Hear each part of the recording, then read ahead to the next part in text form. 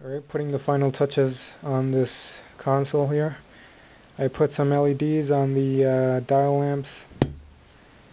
Not a fan of replacing incandescents with LEDs on vintage equipment, but I couldn't find the original lights.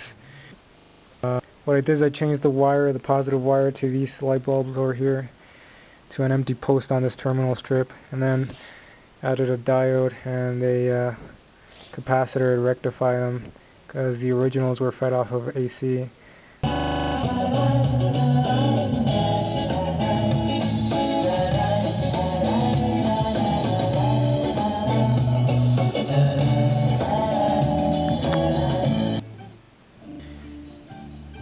Okay, so what I did with this one over here is I got it a burnout light bulb, and I soldered the LED to it, to the base, and then the resistor over here at the positive supply. That's the one you can see right there. And I also added this little piece of plastic here to help diffuse the light a little bit better.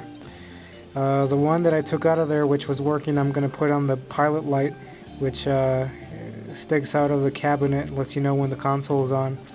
I'm going to keep the incandescent one there. I just wanted to even it out at least with all LEDs on here.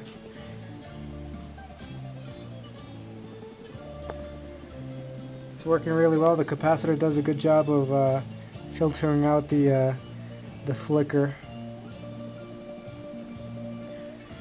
They're all set for probably like 15 milliamps or something like that. Not really sure. Que te cambien los billetes. Punto 9. Solo acude a una.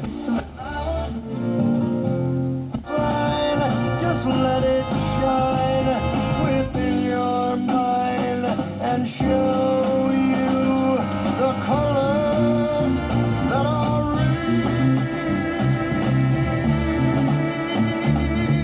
Finally, the last thing I did was add a couple of fuses per channel there at the B+ input, because there was no fuses or anything except for the input of the transformer, but that's no good in case something happens over here.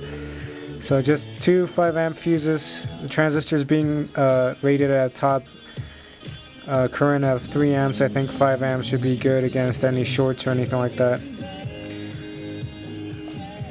I just soldered them in because I bought the wrong kind of holders, or rather I bought the wrong kind of fuses for the holders.